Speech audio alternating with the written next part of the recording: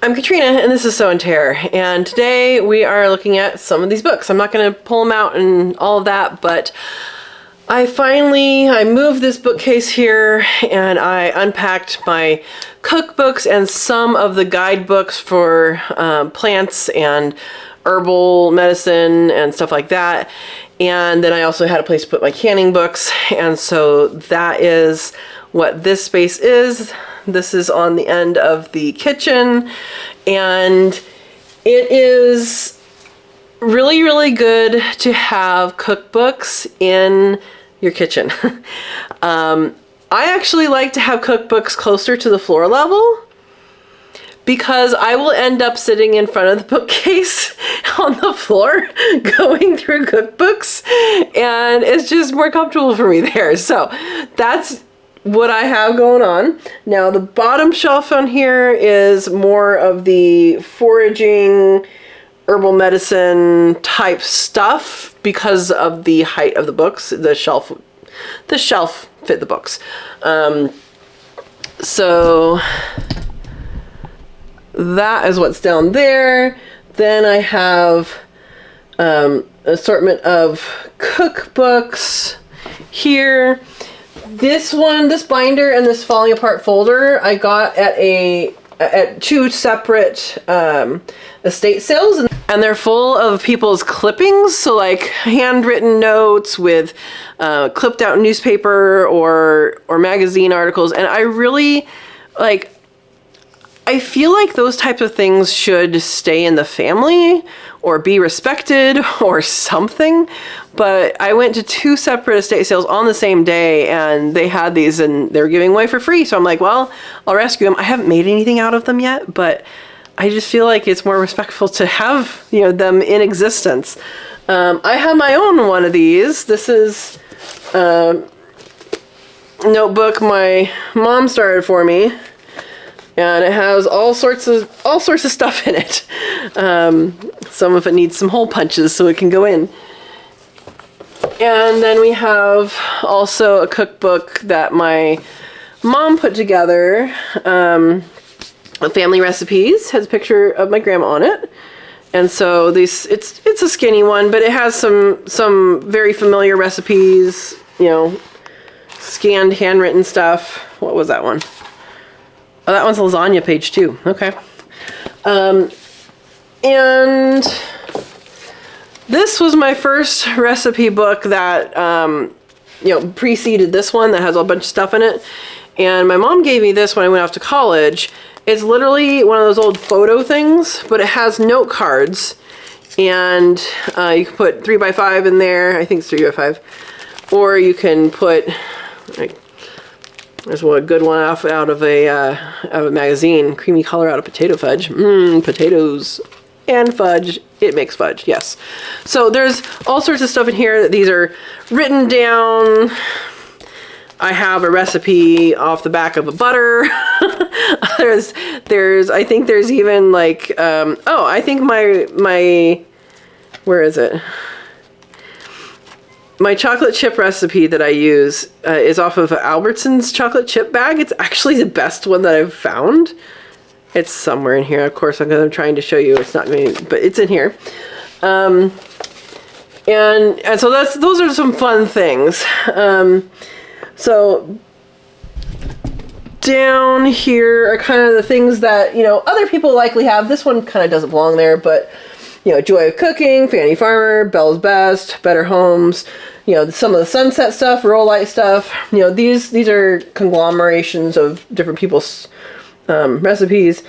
So that kind of stuff down there. And then up here, I have kind of regional. So we have some country stuff, some Mexican, Pacific flavors, Italian. We get into the Gilroy Garlic Festival cookbooks right here. This one is stories and recipes of the Great Depression. So there's lots of different things in here. So this is it's like regional. And then KitchenAid, and then breads and chocolate. I think they belong on this. They belong on the same shelf. Now, for this shelf, I know I have more, but I don't know where they might have been, of things like flour cookery, I really like this book. In fact, I think I have 2 of them. But flour cookery and herbs, and then like these 4 books right here are pretty good. Like more instructional. So like this one is what Einstein told his cook, and that has like, for example, why is a hard-boiled egg, the yolk goes to one side if you don't stir it? Well, it's because the yolk and the whites are different densities. So okay, you get the science involved, you understand it. This one is the more technical version of that, basically. Different author and all that. It's called On Food and Cooking. And Culinary Reactions is written for more of a layman term, or layman kitchen, and then a guide to making the best of foods and recipes. So those sort of books are like more like a guidebook, like how or why does this happen. So those are just for fun, and then these are just, I don't know, ingredient information. Up here is where it's fun.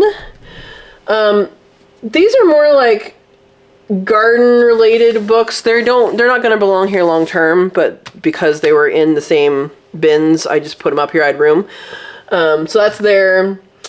On this side, it's all about preserving. So there is root cellaring in here.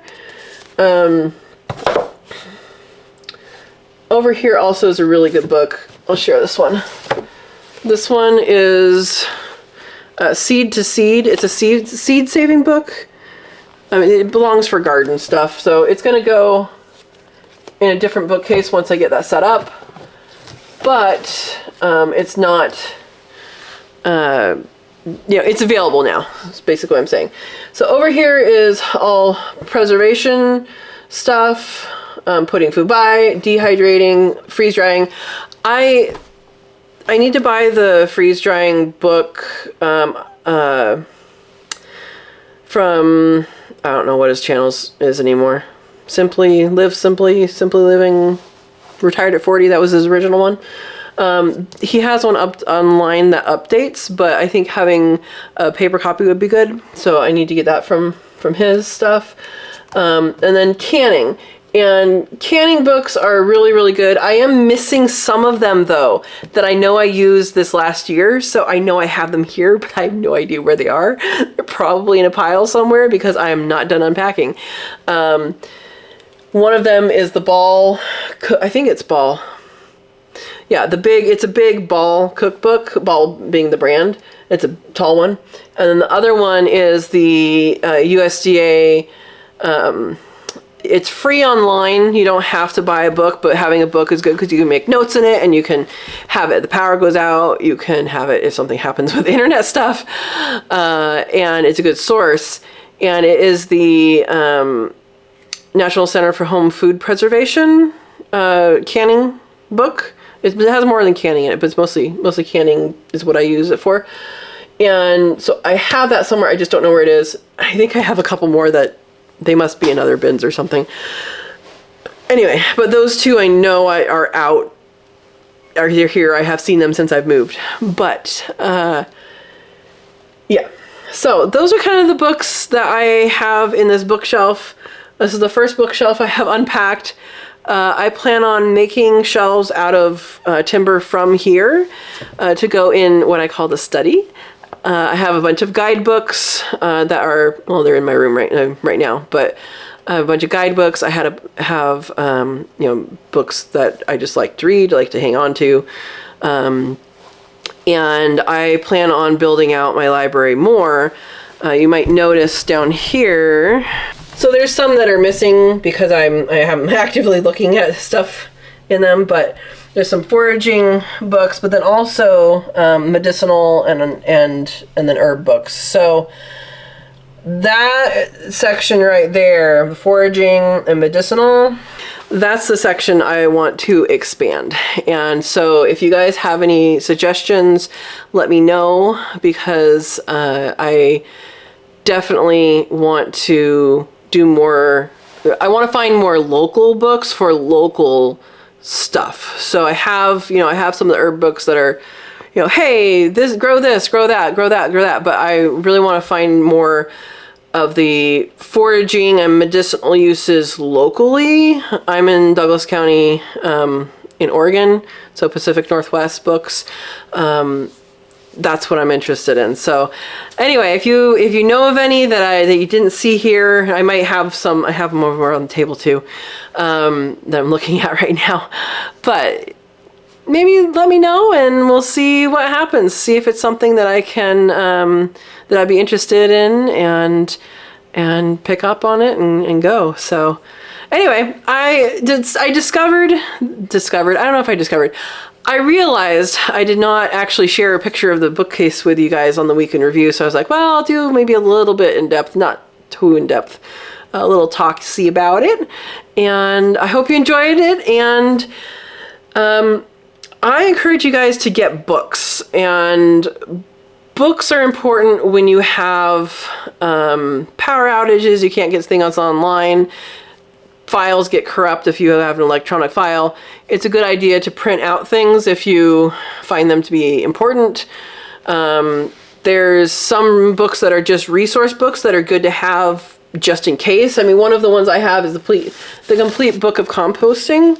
This book here has a lot of good information in it. I will likely not use it a whole lot, but it makes a really, really good reference book. Like if something's going on, or if I like want to do something very specific, I'll be able to reference this book. And this is an old book. It's no longer, I don't think it's in print anymore. It is, yeah, 10th printing, May 1971. Yeah, the Complete Book of Composting. And it has a lot of information in it. So that's kind of the same reason why I have this book here, on food and cooking. If I have a question, I'm like, oh, I wonder about that. And it's good to have these books that have research behind them. If you are actually doing something like compost or cooking, you know, that has some science behind it, that you understand that, and it was written by a person, not AI, and that it is something, I mean, some of them are written very dry, some of them are written interesting. Resource books are important though, so that's my little story. Let me know what your favorite resource books are, what your favorite cookbook is. Maybe there's an awesome cookbook. And yeah, put them down in the comments. Let us know what books you guys are looking for. Maybe we know where to find them. Or let me know if you think of books I need. All right, thank you for watching. I hope you enjoyed this video. Get some books, get a bookcase, fill it up, and read them. And have a wonderful day. Thank you for watching.